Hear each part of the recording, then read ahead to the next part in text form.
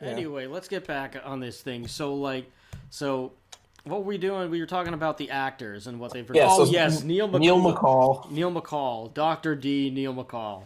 Um, Apparently, he was in Romeo and Juliet, which yes, is. Romeo and Juliet. That was his thing. So it seems like he's recovered. It seems like he's done a lot of voice acting work. If you look at his, looks like a lot of video game voices, like Iron additional Danger, voice which actor. I don't know what Troy. Iron Danger is, or Troy: A Total War Saga. Troy it's one of those like Rome Total War, like it's like a strategy game with like you have like thousands of units on screen at once, big battles. Oh, that's So kind of that's cool. yeah. So I mean, it's a big game. It's not like it's made by Sega. I'm pretty sure. So Oh, is it like Risk? it's like there is a Risk-esque element to it because they have there's like a world map. I don't know about that one in particular, but in the series in general, there's like a battle map where you move your armies around and you have to like have cities and get resources and stuff. And then there's like an actual battle screen where you're like it's real time, so you control all your troops in real time. That's you pretty can tell them cool. where to go and how to attack and stuff. Yeah, it's a fun game. Huh. So so this guy has obviously had some kind of success. Well, wait! I just want to ask you one question about Total War. Yeah. Is Ukraine weak? Depends on which one you play, I guess. Ukraine is not weak. Ukraine is game to you. Oh God. I gotta watch that episode again. I once gave somebody that I used to work with like a board game of Risk that I just had that like I never played because like nobody I knew ever wanted to play it with me, so it just sat in my house unopened for like a year. So I just gave it to him and like I printed out the Seinfeld thing on there. Like, oh yeah. See now Seinfeld. There's another show that did comedy with Nazis successfully because. And I think that's the third way you could do it. If the Nazis are clearly evil, which in the Seinfeld episode, they are clearly evil. Oh, yeah. And Jerry and George are, like, afraid for their lives at that point, O'Brien? O'Brien, yeah. I'm O'Brien. God, I'm not a good O'Brien. One, too. I like when he's in... a great episode.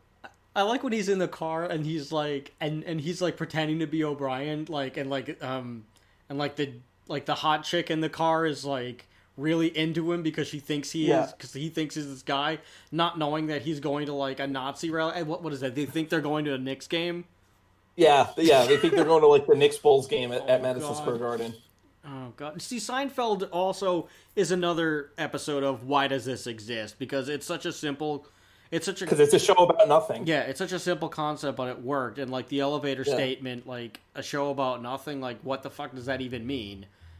But, right. But it worked. Yeah. All right. So this guy has done a lot of he's done a lot of voiceover stuff. He's done it seems like he did this show called Doctors, for a while actually, from 2002 to 2019. What is that? I mean, I'm not sure if it's British or not. The Daily Staff. Birmingham Medical Practice, so yeah, it looks like it's a British Well, it could be Birmingham, Alabama. I don't know. But it's probably... that's true. It's probably British. Yeah. So it seems like he's still had a pretty steady work. He did something called Grandpa in My Pocket, which I don't want to know what that is. It's funny how often actors that are in, they do a role that quote unquote ruins their career and they become voice actors. Like there's like, I mean, you think he's about still like done TV shows too, but yeah, but you think about like Mark Hamill. Like there was always the joke that Star Wars ruined everybody's career except for Harrison Ford, right? Yeah. So you think, and to some extent, that's probably not true because Mark Hamill has said himself that he really didn't want to be a big Hollywood actor. He wanted to do a lot of small roles because that's what he wanted to do. He liked it. But you look at like Mark Hamill, like after Star Wars, what did he do? Really not that much. But he did go into voice acting, and that was like his forte. He became a voice actor. Like, Mark Hamill's Joker was like the Joker. Oh yeah, it was immaculate of the 90s. Like it was like even when I'm reading like Batman comics or like Batman or like graphic novels or anything, Mm-hmm. I like when I see Batman, I hear Kevin Conroy in my head, and when I see the Joker on the panel, I hear Mark Hamill.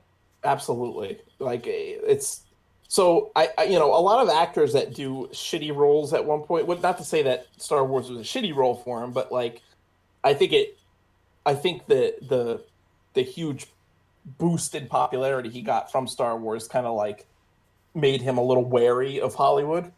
Yeah. And but Well, it's it was funny how also it like was. I mean, well, he had gotten into a car accident, and like it had scarred him facially a little bit. right. I mean, I think he probably thought that it was worse than it was because I really didn't. I don't think it really like did It's really not anything to that his bad. face. It's No. not real. It's not even really that noticeable. No. But It's not. like, I mean, I guess when You look at and you I look at guess when you someone make like your living with your face, then you'd like uh then like you know but that's that's going not to be always a true though, thing. because there's actors like Tommy Flanagan who he's played he played Chibs in Sons of Anarchy. He was in a lot of Hollywood. He was in Braveheart. He was in the Gladiator, and he has facial scars from being he was actually like knifed. Like someone came like Oh attacked him with a shit! knife and gave him a Glasgow smile. So he Jesus. has really big facial scars, and he's still been like a very like successful actor. Flanagan. Oh, okay. Oh yeah. I mean, even that's not that bad, and I mean that No. might just typecast him, which It kind of, which I mean, a little bit. He became kind of like a tough guy, like yeah, role and stuff like that. yeah, but And you know what? If you get typecast, that means you will work consistently. So that's true. so do not. So anybody who's an aspiring actor, do not ever think of typecasting as a negative because there are people who have become multi millionaires because they are always typecast as like gang member number 4. Yeah. So don't even worry about like it's like I mean like you see this a lot with like Hispanic actors. A lot of them will end up being typecasted on like cop shows as like Uh-huh. gang members or something. But they're working all the time. Danny Trejo, I think, is Yeah, kind of a good example of that. He's always playing like this tough, grizzled kind of yeah, exactly. like he plays Machete in everything he's in, pretty Pretty much. much. Like, but it's still a great actor, like, and again, sometimes being typecast is not necessarily a bad thing because like you become recognizable. Like like Right. everyone knows who Danny Trejo is for his roles as like this tough guy, like either like a gang member or like or a Machete, where he's like was he like he's a bounty hunter, an assassin kind of Yeah. thing. Like yeah, like he was always typecast as that kind of role, but he's good at it, so Yeah. it's not necessarily a bad thing. Yeah, and at the end of the day, like you're still in the movie. Yeah, right. Like even if you just show up from like that dude in Bruce Almighty who like who has the monkey come out of his butt. He's always a gang. I don't know his name, Yeah. but like he's always a gang member. Mm-hmm. But who cares? And yeah, Yeah. sure, he might have like 2 minutes of screen time, if that, but guess what? The guy's still in the movie. The guy still has probably a nice house. The guy is a working actor. The guy probably is in. He's probably in like SAG or something, in like SAG-AFTRA, Oh like yeah, a I'm union.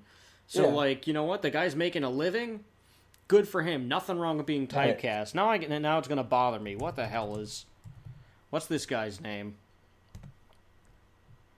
Uh.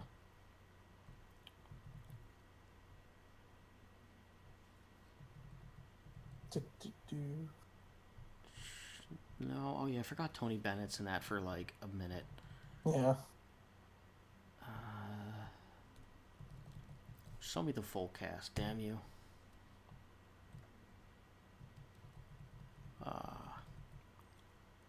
No, not Christopher Darga. I can't. Oh, here we go. Noel Guglielmi. Yeah, Yeah. this guy. He's in like Yeah. all of them, but like who cares? Mhm. The guy's making money, man. Yeah. All right, let's see what happens with the other people. Gareth Marks. Well, this guy doesn't even have a picture on IMDb. That's never a good sign. Yeah, that is never a good sign. He was Arnie. He was actually in some big movies, though. Goldenstein. Bridget Jones. Oh yeah, he was Bridget Jones's Diary. All right, so he seems to have been okay. It looks like his roles are kind of few and far between, so I would imagine that either he's a stage actor mostly, or his acting is not really his main gig, maybe. Yeah. Could be. Yeah, it doesn't. I mean, it doesn't look like he became like a real estate guy or anything like that. So no, I mean he's still got roles, up to 2018. So far, he's like the last thing on IMDb. He was in an episode of Doctor Who as a police officer Mason in 2018. He was in The Crown for an episode, I guess. He did some other movie. He did a few. Yeah, he's kind of been like scattered. So he's maybe like a day player or something. Where like a day player. This woman Rosemary Chase that I took an acting course with. She's actually a really talented voice actress, and she's but she's a day player. Which, like, what a day player is like you simply go to the set. You go to the set for a day, or like you're there for the day, or you're there for a couple of days. You usually don't have any lines, but you're just there. Like, you're a background person. You're not an extra. Like, there's a difference. Like, an extra, that's just they're like the extra is just there sporadically. Maybe maybe they'll only ever do. Maybe somebody will only ever be an extra like 2 times. Like when I was a child, there was a guy on my elementary school's PTA where like he was a talent agent, or his kids were like in things, and like he would just kind of like tell the moms in the PTA, hey, they need some kids for this thing, so why don't you get your kids to go? And I was an extra in You've Got Mail with Tom Hanks and Meg Ryan. Oh, really? That's pretty cool. Yeah, I mean the scene got cut, but like I can say I've worked with Tom Hanks, but like not really. Like I was like I was like a 10-year-old in a bookstore, like reading a book, and I didn't know what I was like. I didn't know that I was going to be in a movie. I didn't know anything. I just knew I went to, like, I guess what would be a sound stage. And I just remember we sat in the room. I waited, and we just waited for hours. I went in there, and I just go into the bookstore. They tell me what to do. They, like, dress me up in, like, I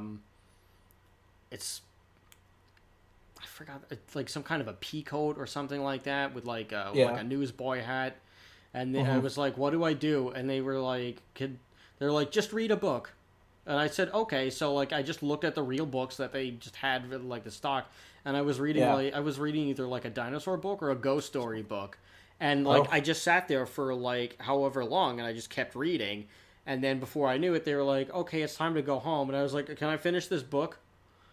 Like, but yeah, so that was my forte, and then I had and then the only other thing that I auditioned for was some cooking show for Nickelodeon that ended up never getting aired. I didn't get the thing. I think it just never made it to pilot or or something like that. I'm not sure what the hell happened, but I had one line.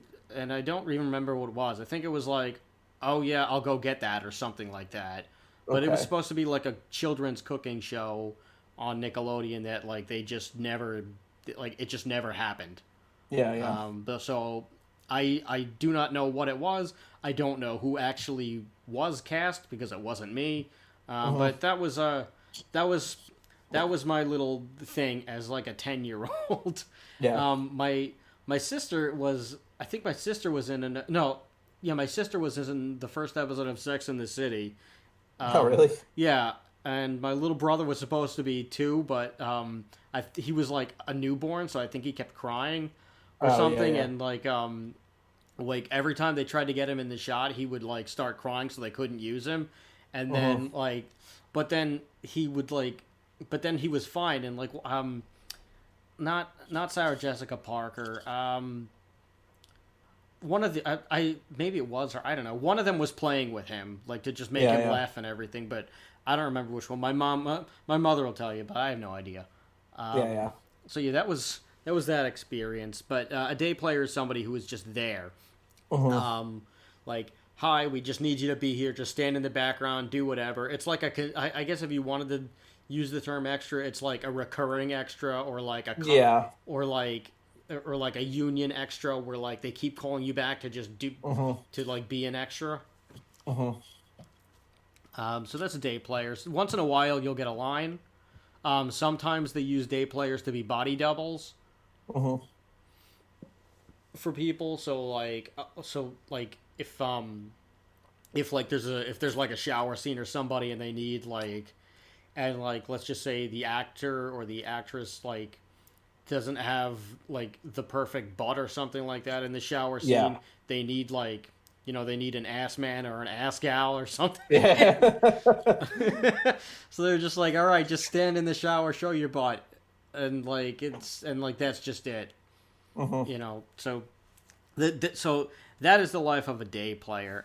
So that is what could have happened to this guy who was Arnie Goldenstein, Gareth Marks. Danica Fairman, it seems like she's done a lot of voiceover stuff. I think she was Ava Braun. Oh no, she was in The Sandman for like an episode, it seems, which will be coming out, which came out last year. Who was she in Heil Honey? Oh yeah, she was Eva Braun. Okay, so like her career was fine. Looks like she's done a lot of TV as well. Yeah, she's done TV and miniseries, so it seems like she was all right. A little bit more consistent with like Gareth Mars, where her like stuff appears to have been few and far between. She might be a day player too, and it looks like she did some anime things.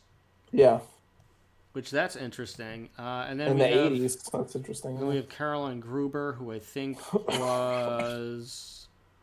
I'd like to also point out she was in She was Rosa Goldstein. Oh, okay. So that was a documentary about that. So I guess Rosa Goldstein was, this TV movie documentary, Hitler, the comedy years here. Wait, so what? I guess it was a document. Did you see at the bottom? Go down. No, I did not. Archive footage. Oh, Jesus Christ. 2007, Hitler, the comedy years. She was... Oh, okay. A documentary about the portrayal of Adolf Hitler in popular culture. Oh, I see. Maybe this was where this started to crop up. Yeah. Okay, that would make a lot of sense. Yeah, all right. Storyline: a film about the most influential man in British comedy. Who? Oh yeah, he was. So was Gareth Marks. It looks like they got. Maybe they got everybody. Did they get Danica Fairman? Let me see if they got her. Oh, Mel Brooks was in this too. Oh no, in the archive footage. Archive footage. Oh yeah, they got her too. Oh no, they got her in the archive footage. Well, archive footage, yeah. Okay. Interesting. Yeah. All right, and Maria Friedman, I guess she was going to be another Ava Braun, or maybe she would have been Ava Braun in the... I think I saw something that she was supposed to play... So the original woman who played Ava Braun was replaced by her in the unaired episodes. There are episodes that were never aired of this show, and it would be interesting the fact that they made more than just one episode. So they're in It would be interesting to find the rest of them and see how it plays out. All right, and then we got this prick, Paul Jackson. This guy's the producer. Is this? He worked on Monty Python's The Flying Circus, though. Did he? So the guy wasn't Holy shit. There. All right, so wow. The guy must have been not too bad of a person, and I would imagine this. Yeah, maybe he just really. Maybe he. I don't know. Maybe this was his idea, or maybe he thought this was a good. I don't know. Maybe he was the. I don't know if he was the guy who like thought that this was a good idea, or they just put him on it because they were like, "Oh, you've done shit like this."